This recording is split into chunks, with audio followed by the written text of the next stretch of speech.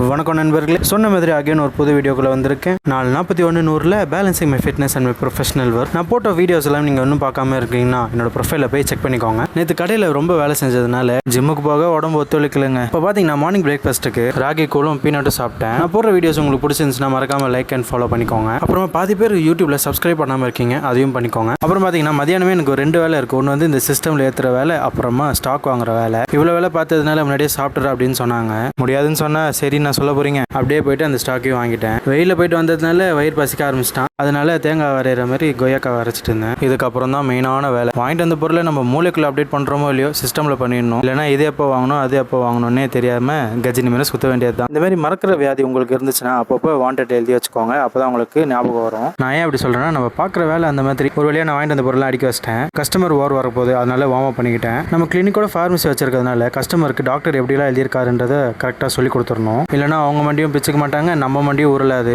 எவ்வளோ sale ஆகிருக்கின்றதை calculate பண்ணிவிட்டு கடையை க்ளோஸ் பண்ணிட்டு வீட்டுக்கு வந்துட்டேன். ஃபோக்கஸ்டாக பண்ண நண்பர்களே, பை.